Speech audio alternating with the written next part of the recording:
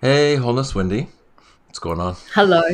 Yeah, running late, running late. No, there was a miscommunication about the time start. Sometimes when I send a reminder, then it just sends even more confusion. So you probably would have been here. Either way, it's just a couple minutes, so no big deal. I'm very grateful to have you here. And yeah, today's title, or well, so yeah, I guess we'll just jump into it, huh? Let's go. Okay, this is called. This is our 30th one that we're doing today, and it's called the Eight Vicissitudes or Worldly Winds. And I know that's a big word, but I'll just go ahead and read the little description I have here. In this 30th installment of the ongoing live series with Wendy Nash, inquiring into meditation practice on and off the cushion, we plan to focus on the eight vicissitudes of worldly winds. I sometimes consider these as somewhat a psychology crash course. While these don't often seem to have a direct connection with formal meditation practices, they are so interwoven into nearly every aspect of our lives in this world that their residues can easily carry over onto the cushion, while the benefits from our practice naturally allow us to more skillfully navigate, meet, and respond to gain and loss, pleasure and pain, praise and blame, fame and disrepute. Okay, so I thought maybe we could mention these kind of in general first, or maybe real briefly what to say about them all, then just dive into them, and then maybe at the end, just then once we have dived into them, what can we say about them in general overall too? So, and if you'll give me just one moment, I forgot to turn on the lights here, so I'm going to make Wendy's screen maybe big when she talks. Ah, you've gone the other way around. I've You're gone the big other way. and I'm I know small. what happened. I don't know. I should get Well, this praise tech and stuff. blame, fame and disgrace. Aren't we just talking about the worldly winds? We're right here in the Exactly, thick of it. exactly. That's what this is. Yeah, that's what this is. So, You should um, have got it right, Josh. You should have got it right, right, you know. If only you had, if only this, if only right. that, all these little ways that Exactly. we I'm listening. Yeah. undermine everything. So let's go into it. So I just want to bring up the vicissitudes here. So let's go into vicissitude. I mean, for me, a vicissitude is a sort of a minor turbulence that's irritating or something. Vicissitudes are the ups and downs of life. That's what I remember from my life and all the rest. So um, it's a funny word. It's so many of the words that we have in in Buddhism come from this Victorian era, and I think this The is another one of translations. those. Yes. Yes. Yeah, the translations. So I think the it's like life's ups and downs basically, and it can be divided into four rough pivots. So gain and loss. What did you get? What did you lose? Pleasure and pain. What's comfortable? What's pleasant? What's unpleasant? Praise and blame. Oh, I think you're amazing, Josh. In fact, I did that once in a insight dialogue retreat, and I was going. We had to just go praise and blame, and and I just went to my partner. It's a dyad, and I said, "Oh wow, gee, yeah, that's quite a nice T-shirt you've got going on. I got great teeth." And he was like, I could see him all braining, and then he said, "Oh, you're doing praise. Can I get your number?" And I was like, no, you have a girlfriend. No. But he was like really hooked by all that praise. I mean, we were doing praise actually in the class. And then he was like, oh, wow, she thinks I'm hot. Let's catch up. I was like, no. This is really funny. So that's exactly what happens with praise. And then blame is exactly what before. It's like, well, Josh, you should have got this organized. You should be better at this. Why don't you know the tech by now? And rah, rah, rah. And then there's fame and disrepute or fame and disgrace. And that's like, I actually had this in my own little world recently, a bit of a misunderstanding at the gym. And now they don't want to talk to me. They don't have anything to do with me. They're like, yep, you can go. I'm done. So it's like, wow, I was fine, fame, like I was in the good books. Now it's all over Red Rover. So And when I reached out to them to go, can we talk about it? Radio silence. So this is a really sort of perfect example of fame and disrepute in ordinary life. Fame and disgrace. We're not talking about, crazy sort of situations or people, famous people. We're talking about boring people that we have to deal with on a daily basis. So, what do you reckon about that, Josh? That's a really good point with the fame and ill repute, because a lot of people think, well, I can't relate to that because I'm not famous. That's a beautiful example. If I may, I just want to go in here, this word vicissitude. I was reflecting on this morning, how, the English language actually has way more possibility than what we're used to now in everyday life. I mean, I'm not advocating us going around talking like Shakespeare plays and getting in Shakespeare dramas and comedies right here, or living in a postmodern novel where everything's all flowery language all the time.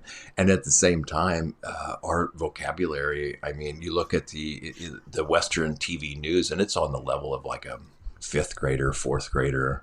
It's really dumbed down. So in a way, yeah, there's a time and place for these things, and then there's not. But anyway, so vicissitude, I'm just going to read the definition here. A change or variation in an economy vulnerable to the vicissitudes of the oil market. That's the example sentence. A change or variation. Number two, a usually unforeseen change in circumstances or experience that affects one's life, especially in a trying way. A difficulty is a synonym. The vicissitudes of childhood. And number three, the quality of being changeable, mutability, the vicissitude of fortune. And I really resonate with this worldly winds too, because what do we think of when we think of winds? They just blow people around. They blow things around.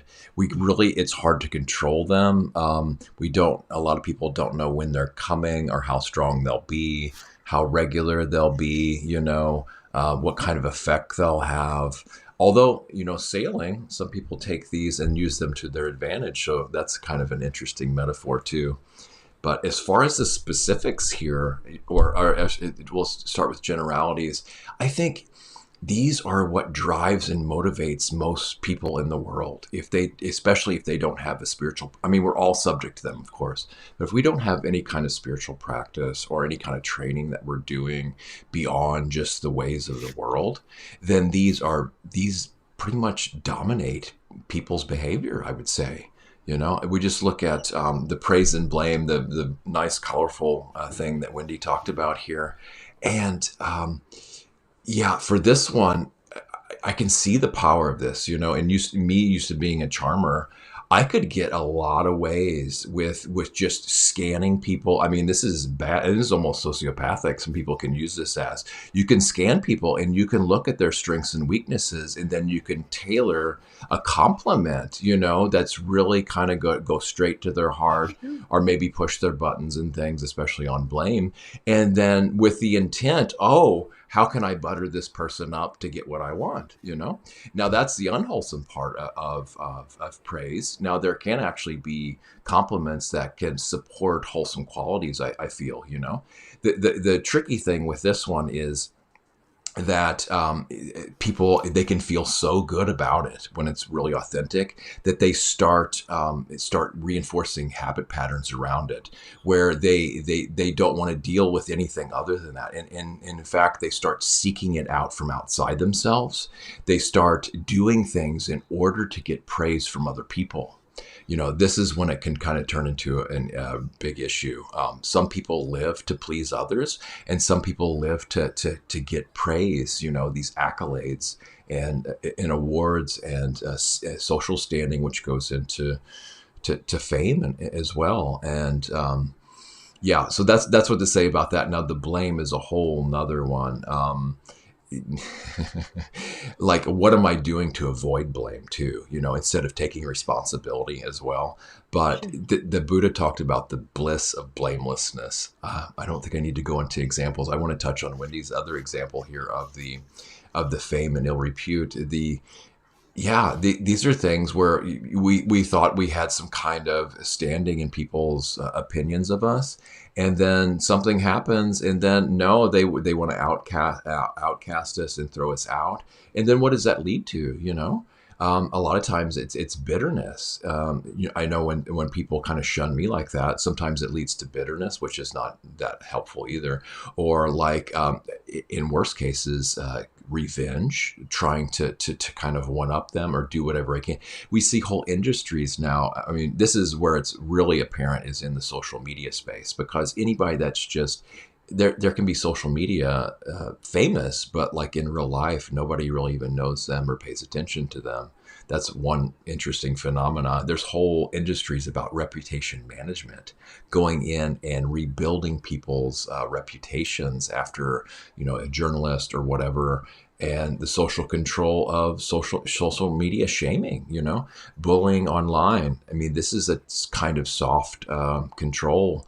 And credit scores are another one in the West. We don't need this hard lockdown like some of the Eastern countries do, with making sure they don't say anything, that's against the stream or whatever, against the current government policies. People can be taken out on social media these days. If their finances aren't in order, then they're very limited, I think, in a lot of the things they can do. But oh, I think I've said enough on this. Maybe we should touch more in detail on, let's see, I'm sure you have plenty to say on this too, and one of the other ones as well. Yeah, jump in here. All right. So just a couple of things. We have somebody listening, Sagor, and I don't know. It says Sagor or Sagor, I see now. 7CN, whatever that means. So Hi, hello. nice to, Yes. and a little clapping hands. Thank you very Yes. much. Nice to see you or see that you are here. That's lovely. Yes. And I also, regarding the word vicissitude, I'm a great believer in the etymology of a word, because that really helps you drill down to what does the word actually mean. So it comes from the Old French, and it means change, interchange, or alternation. So, as in changeably, on the other hand, in turns. So there you are. It's a turn or a change. So to bend, to, I don't know whether it's to wind, it must be to wind. So to bend or wind. So there you are. So to change from one state to another. It's the That's worldly brilliant. Yes. winds. Yes. Yeah. So I think that's really useful to look at that. And just looking through more of this, where I'm going through it, that's basically it. So I think of a it, flag wrapped around a flagpole after it's been blown around. Our clothes on the clothesline can yeah. be twist or turn from the wind. Yeah, All or right. something So we blowing have, around the wind. Yeah. and we have the fantastic Mrs. Reed again. Yes. So, Hello, hi, Josh. Hi, Melissa. Wendy. This is very nice. And I wanted to apologize to Mrs. Reed because last time I was on the wrong tab and I didn't see your comments. So I was like, oh, she's gone. I'm really sorry. So I felt really bad about that. See, there you are. I have my loss of reputation at stake here with Ms. Reed. She might think I'm really, really a rude person. So this is disgrace. And then I have internalized that. Now, you might make light of that, but I was going, no, I don't want to do that. I don't want to be held in her bad book. She might never come back. Might be like the gym where I'm cast out and into the oubliette, you know. So, yeah, so I just put in that about the vicissitudes. So, is there a particular one that, can I tell you my great Sure. Please. story Yeah. about, I think it was praise and blame is the most, this is a really, really good example. So I'm glad you're Mrs. Reed, that you're okay with us. So that's great. So I was my French is a little bit rusty, but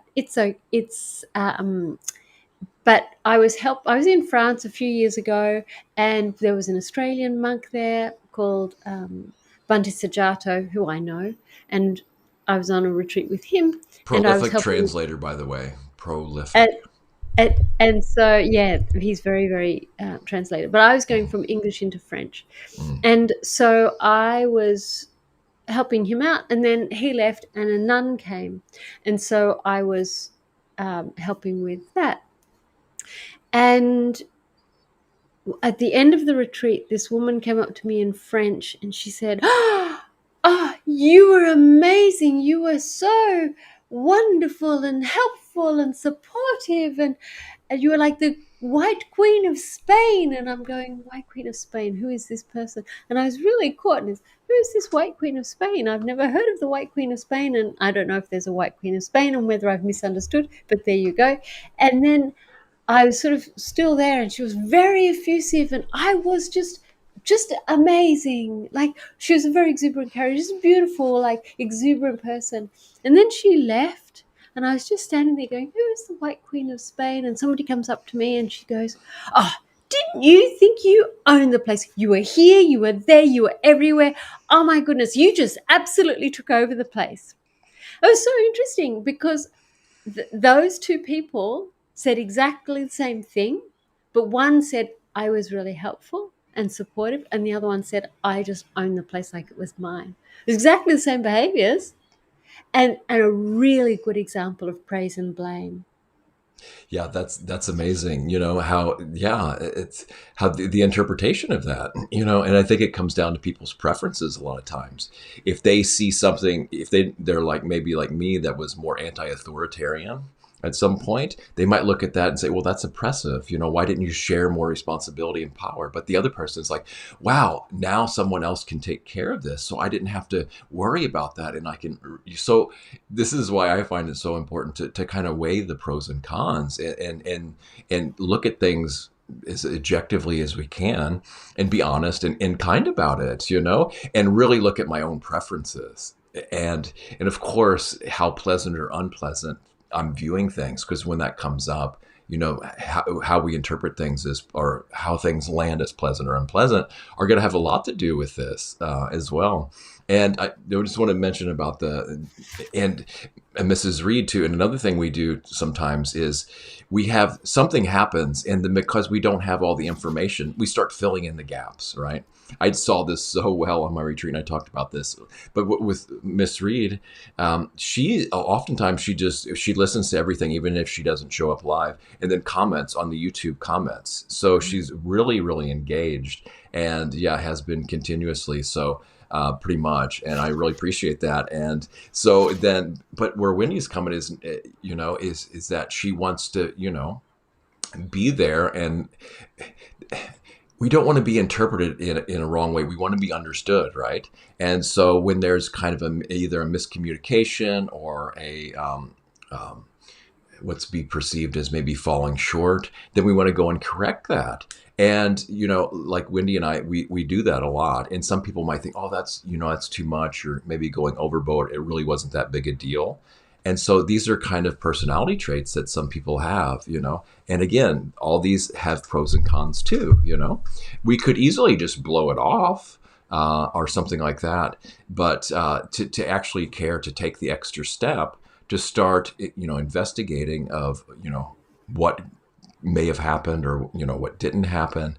And so these are these interesting things too to deal with in internet land when we're not really face to face with someone, when we can ask and fill in the gaps with what's going on.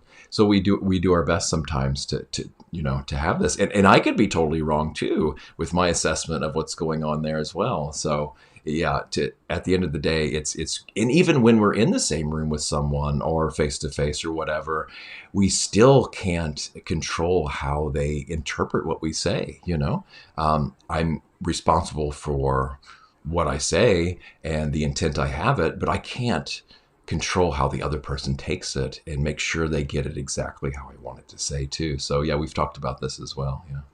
So I just want to do a couple of things. One is Mrs. Reed said, yeah, being authentic is our greatest tool. And a little, is that a thank you? That I think that's that symbol. I'm never quite sure what that means, but I think that's what that means. The pray, right? Yeah. Pray is pray. Anjali Okay. Anjali Mudra or yeah, Okay. All appreciation. right. Yes. Okay. Yeah. I guess. The other thing I want to talk about is the environment is a mirror for us too, she says. And it's true. It's true. Now, I also want to put some caveats in here. So my husband goes into work and he's having a really bad time. He's being bullied at work, and one of his colleagues is casually cruel. He just sort of goes, "Oh yeah, I'll just be cruel." Like he's just like that. And another of his colleagues is actually quite malicious and intentionally malicious. So I think it's really important to put into place that just because when somebody is being mean, there is something about the constancy and the vindictiveness, and you can feel that quality of difference. And I think when you're enlightened, you might be able to take it all with a bit of a grain of salt. But I'm not there. My husband's not there, and I think it's really important to recognize that we are limited, that we are not enlightened at this point. And I spent a long time trying to appease a relative of mine because I was often on the receiving end of unkind comments and a lot of criticism, blame, excuse me. And then I realized actually I actually couldn't do that. So I just want to say that it's true that it's important to say I have a responsibility, but we also have a responsibility to remove ourselves when our body mind is overwhelmed by the harm that comes our way, if we can. You know, if you are a black person, an African American, or a colored person in, I use that term like black and brown skin, I meant, and not that way terminology, um, then, and you are often on the receiving end of unkind comments, that's not to say you have to rethink how you understand that. That is a systemic issue that needs change. So I just wanted to put that within that caveat that there is, if there you're on the receiving end of sexism or racism or classism or ageism, these things are true. And then what do you do with that is another thing. But I really didn't want to kind of go, well, if you feel bad, then that's your problem and you can change it. I just wanted to put that in the place. What would you like to add, Josh? No, these are really important points. As far as the workplace bullying and things go, yeah, it's easy for me to say this in hindsight because I'm not dealing with this anymore every day. So I just want to, the most important thing here that Wendy mentioned is the boundaries, if they're possible, so setting these clear boundaries and enforcing them. Now, when it comes, there's some other approaches that I've learned around this too, but they're not always accessible, and that's okay. So, and they have to deal more with perception and their considerations here. So, when the casually cruel, I mean it reminds me of passive aggressiveness, which I have instill every once in a while. Of course, it's challenged with this. When I feel hurt and wanted to do a defensive thing, then sometimes I'll respond passive aggressively, and it's really not okay. And sometimes I don't even realize I'm doing it until later. It had become a habit. But if we're looking at someone that's casually cruel or just downright, what was the other term you used for the bully of the other one? Vindictive. Vindictive. Yeah, that's serious. So this is, of course, the boundaries are the most important thing, and it might not apply in a workplace position where you can't really set up so many boundaries and get it. So in that case, sometimes I feel that to use maybe like a keto move, that type of energy coming at you. Now, I don't know how to do this. I have to be an example. You kind of turn it back and disarm them. So, that's one thing that people do, right, without trying to hurt them. So meeting the same type of energy with the same type of energy, but not harming it. So it's easier said than done, right? That's one way. The other way is to another solution or thing that I've tried out too is it's an energy, kind of a war of energy. So they're coming at that you or me with that certain energy they have. Okay, so usually the tendency then is either to match that, which I don't want to do because that's not helpful, and then it just adds more of the same type of energy. But that's kind of what most of us naturally do. We meet people where they're at, and our energy just kind of matches theirs automatically, if we're not, especially if we're not being mindful. If I'm not being mindful, so So then I can go into that with this interaction with, okay, what energy do I want to bring here? And I'm going to have to amp that up, rev that up. So then it becomes like, okay, then it's a game of energy, and I'm going to have to really amp up like the loving kindness or compassion or whatever I want to bring to it, because they're coming at that. It's a really kind of dangerous energy that's very habitual and very ingrained, more than likely, right?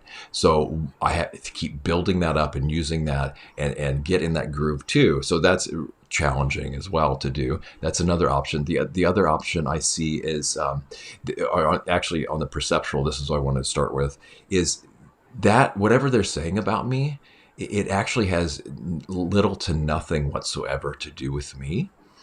It shows me where they're at on their path, and actually what's been done to them, you know?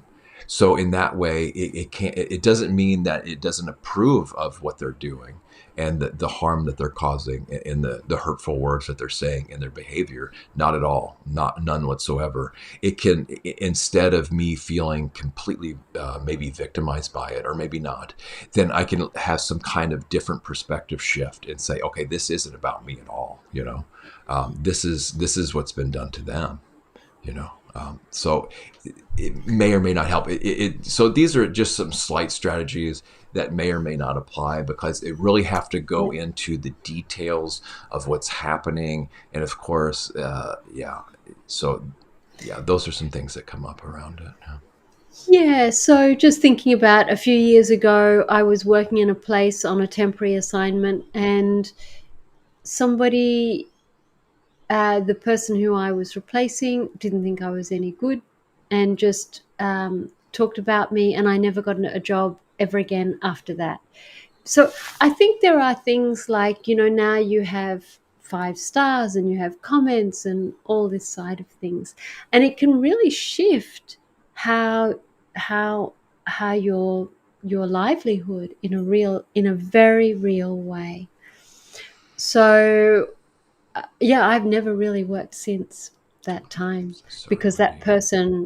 that person did that, and I think I felt so undermined in that process.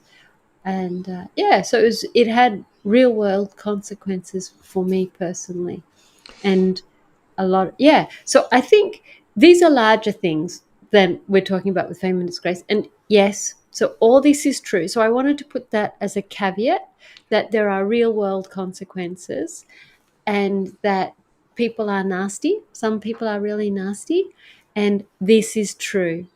So, with that caveat in place, a little bit of a container there, let's talk about the rest. So, we've got gain and loss, profit and deficit, acquisition and deprivation, wealth and poverty. So, would you like to say anything about that? I would, and I just pick up here this. We look at Yelp reviews. There's some people that won't even, unless a place has a great rating or praise, they won't even consider it anymore. You know, and it really affects people's views and things. Now, I will say though that these are temporary, right? We can hit the lowest of the lows. We hear so many stories about that, and then they rise way to the top, and vice versa.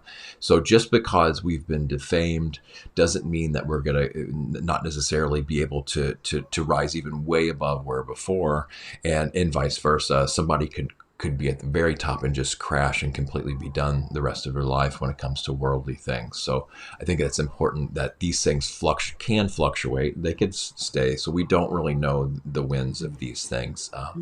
So I think the point of going into these and pointing these out too is to what is the alternative, and to go beyond these, and how much are we valuing things in the world, worldly ways, and how much are we valuing things that go beyond worldly ways. And it doesn't necessarily mean we have to shun all things of the world either, right? It's just what kind of stability can we have in these winds.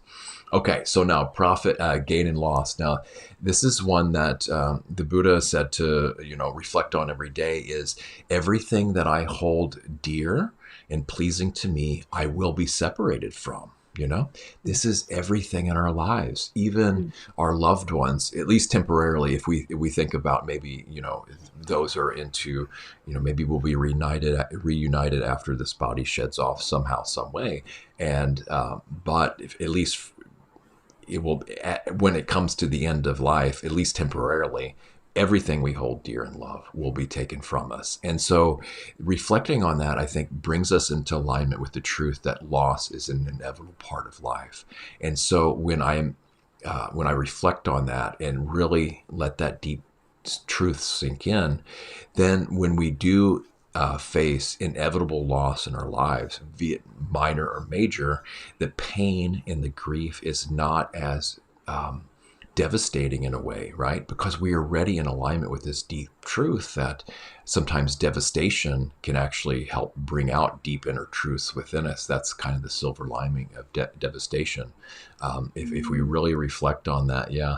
But we if we're in alignment with that already, then I know in my practice, I haven't been, some of the loss were just in my life were completely devastating, but reflecting on that really helps.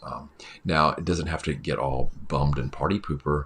Gain, we're going to experience gain whether we want to or not. And it's not just monetary gain either.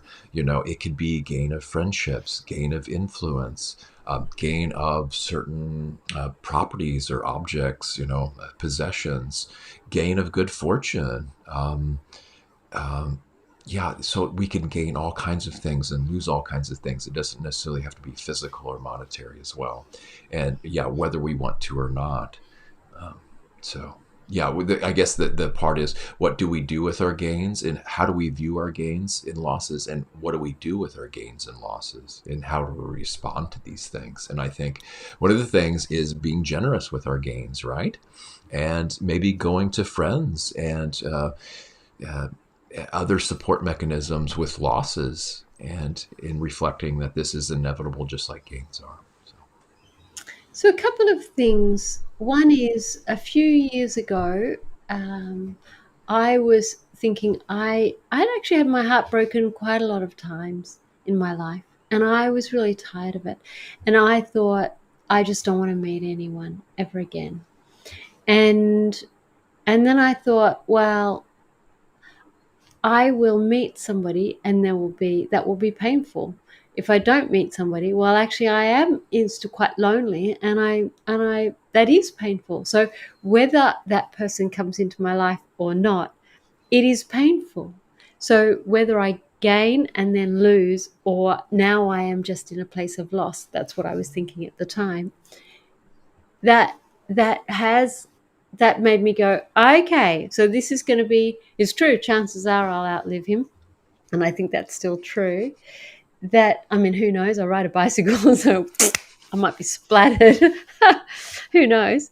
But that is really, really true, that actually knowing that everything has a loss, and maybe even you're experiencing loss at the time, is helpful. So but that doesn't mean to say that when my husband dies, it won't be completely awful. It will be absolutely, truly abominable. I fully anticipate that. And that's just how it is, because when you love somebody, that is the nature of that. When you are close and emotional, that is just the nature of it. So uh, that is the loss. That is, and we cannot avoid that. These are really important points, especially when it comes to relationship with loss. And I was in a similar position, and the pain of the one was, it was I think it was so great that the kind of unconscious strategy was, I'm going to stay in loss so I never have to experience the pain of losing again. So if I just stay here, then I'm not going to have to go through that again.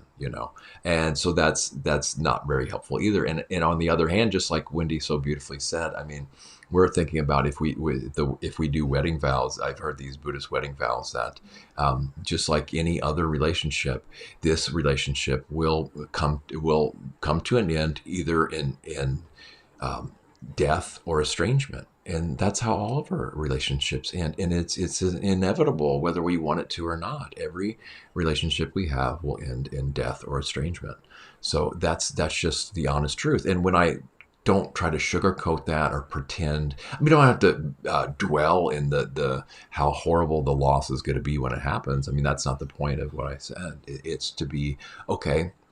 This is the truth of the matter as far as I can see. That's how it's going to happen. And so when I don't pretend to deceive myself and deny the truth, then I can go and live my life a little bit happier and more straightforward as well. Yeah, yeah. Yeah, so I just wanted to say I haven't said to Mrs. Reed, just say aloud her little comment here, which is I say it in gratitude, thanks. The pray hands means that for me, gratitude. So that was a little Oh bit of a reference because yeah, I wanted to know what the exactly. that was. So the Hmm. hands coming together. Yeah, so today I led a mindfulness class and we had a big class as it happens, and there were a bunch of seniors.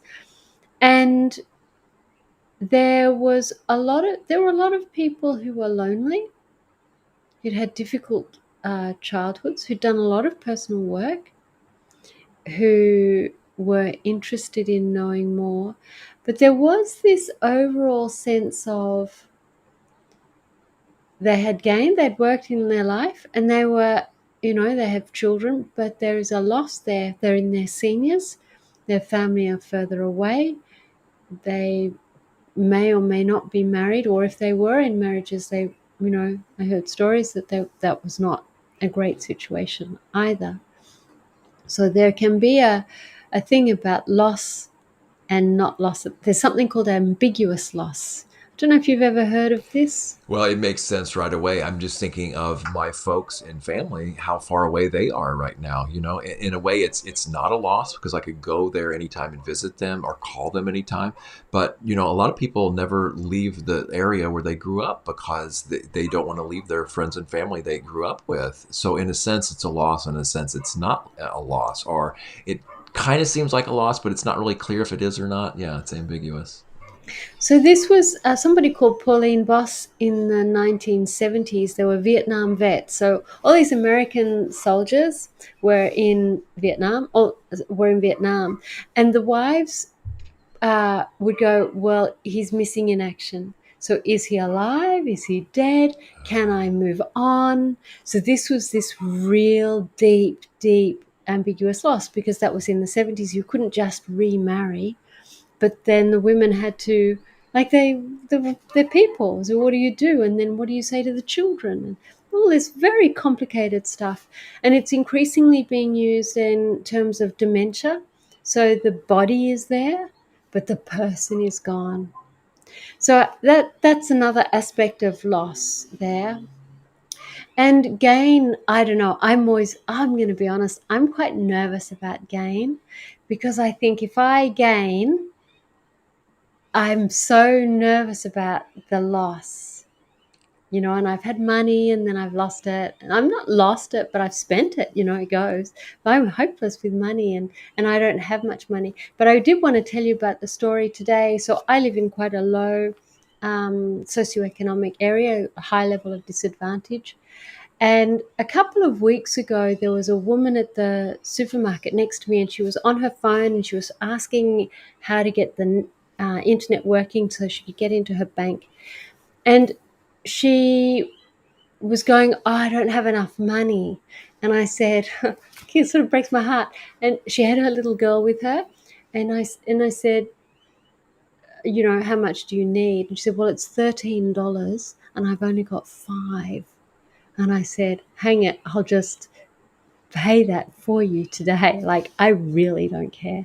And then I gave her some money as well, just because I said, you will need this.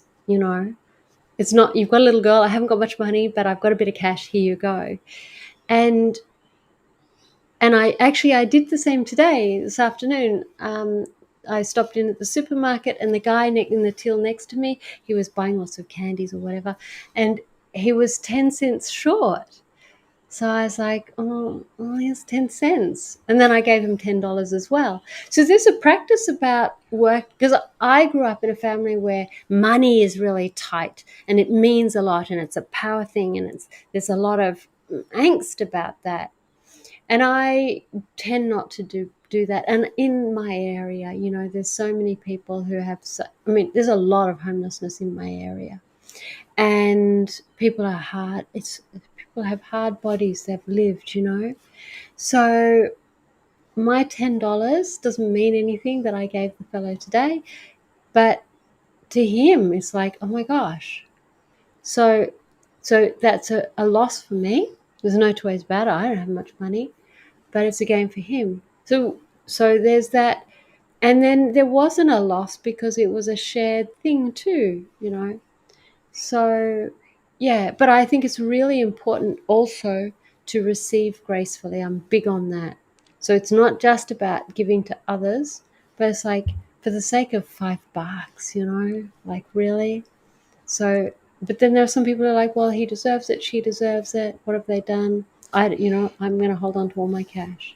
Yeah, these are so great points when it comes to our monetary system, which I think at the core is just some made up thing, pieces of paper or digits in a computer. So it's so bizarre in that sense. And then so many people tie their worth and value and everything they do in life to these things. So in that way, it's completely absurd, right? But at the same time, it's very practical because we need this to operate in life. Otherwise, we're Sure. not being responsible. We're a weight and a burden on others, or can be potentially. So, and then there's so many ideas and emotions around money. So, and I don't want to get new agey into the law of attraction and abundance mindset, which is all, there's all pros and cons to all this stuff.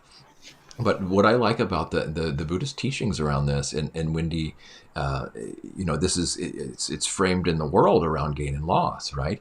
But the alternative to this, I feel, is generosity. And Wendy, she illustrated that so wonderfully here, how this actually a gift from the heart. And it feels good when considering being generous. It feels good when giving generously, and then afterwards to receive it's almost an immediate feedback and benefit of how it brightens and uplifts the heart. Now, I'm not saying here that everyone should go into poverty and give everything away immediately.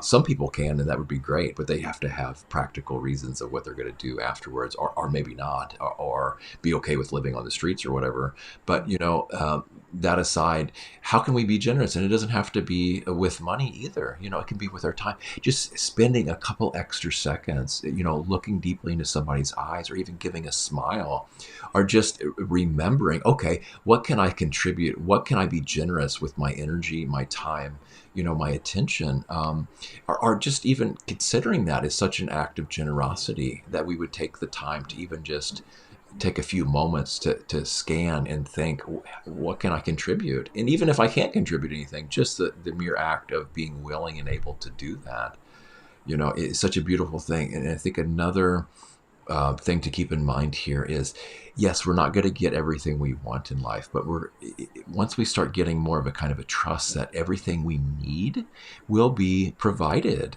one way or another.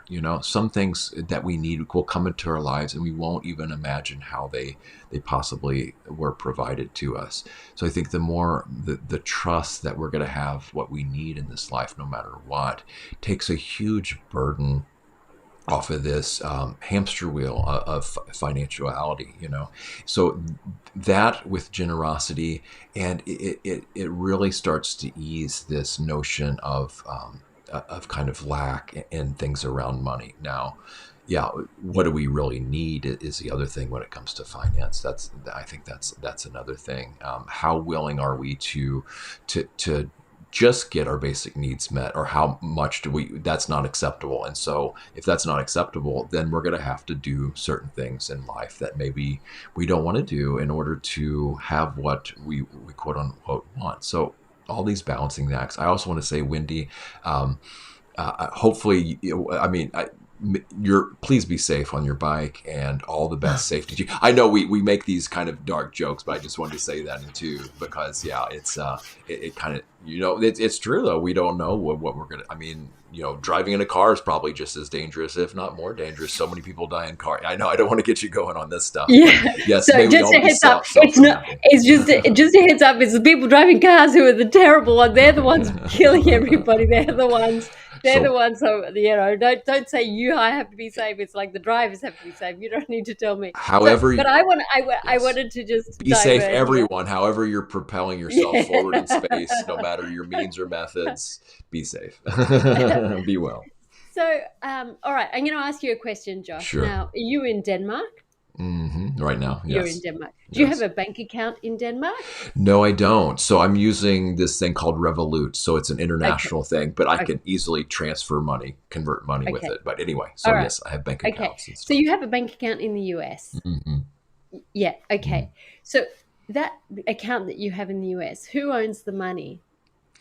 Yeah, that's right. So this is so watered down and ambiguous. The simple answer is but I really don't know.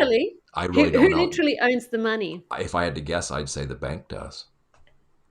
Well, the bank doesn't own the money. Well, the bank has the money. Yeah. Right? They have the money. Who owns the money? Yeah, I don't know. Who prints the money? That needs to be considered. You would think it would be me. You would think it would be me. Right? No. It's the government.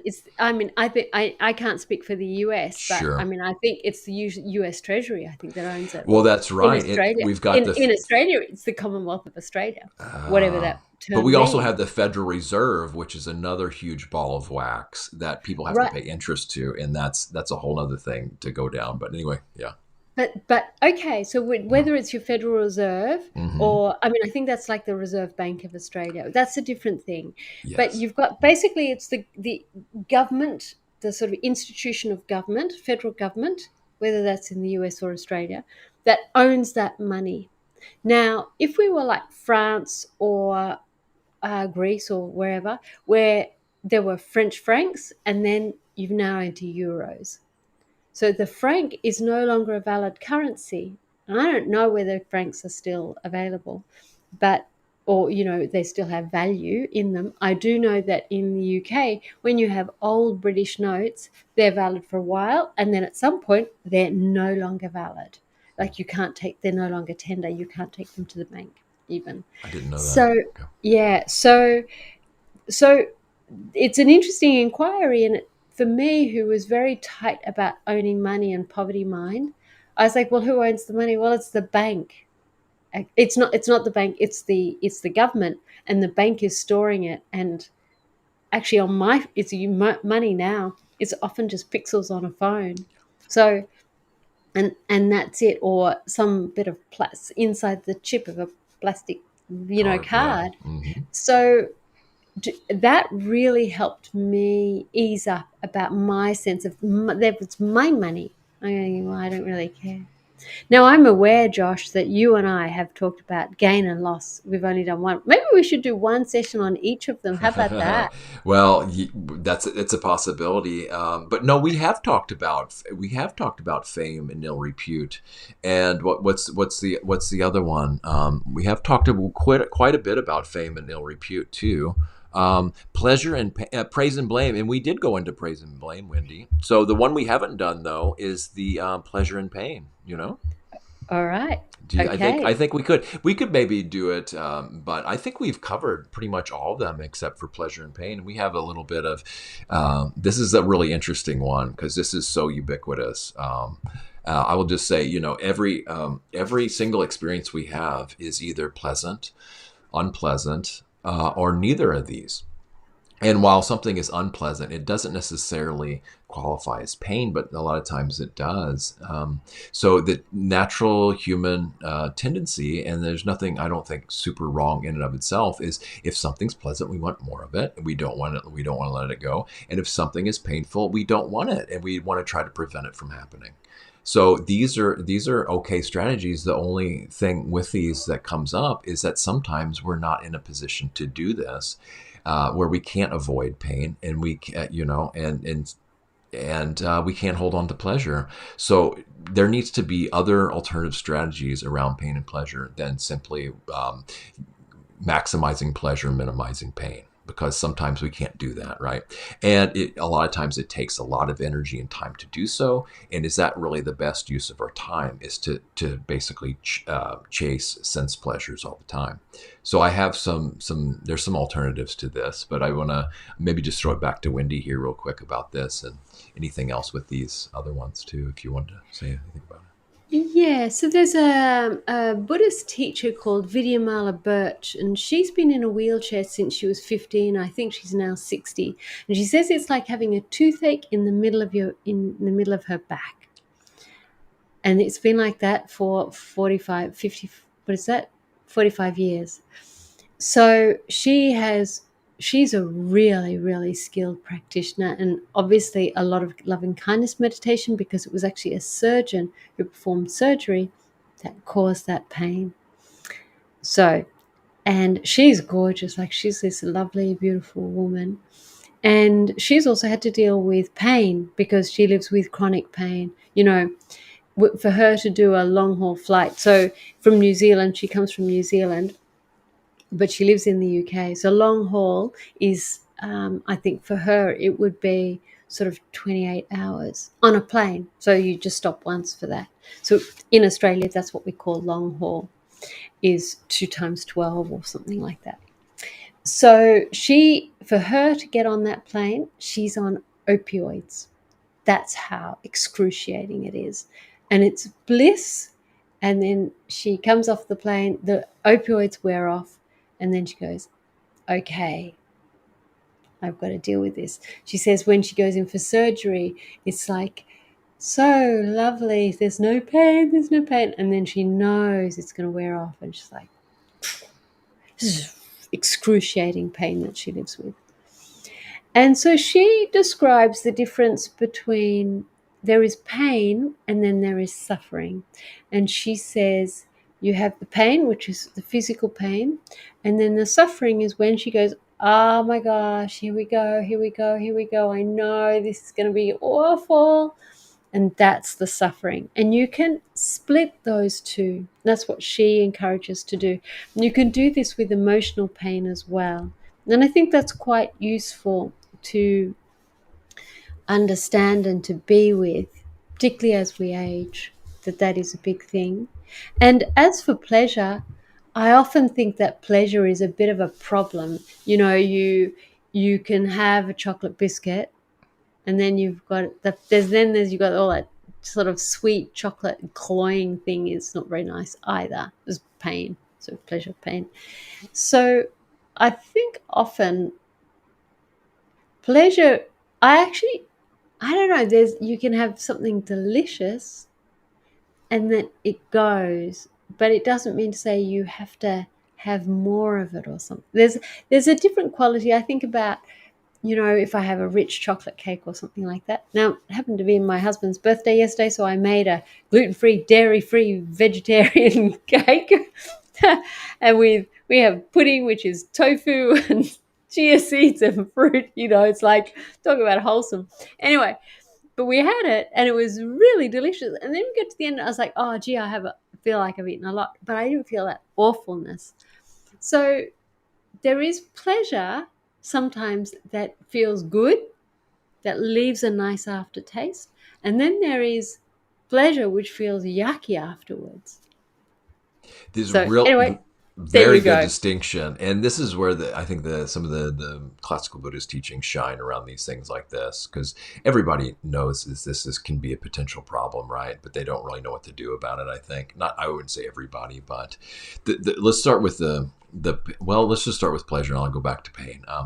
So the classic example that's given is ice cream, right? Oh, it's great for a little bit. And then how much are we just going to keep eating? And then, even it feels horrible at a certain point, but some people will still keep eating that, And so that's an interesting thing. That's an interesting phenomenon, right?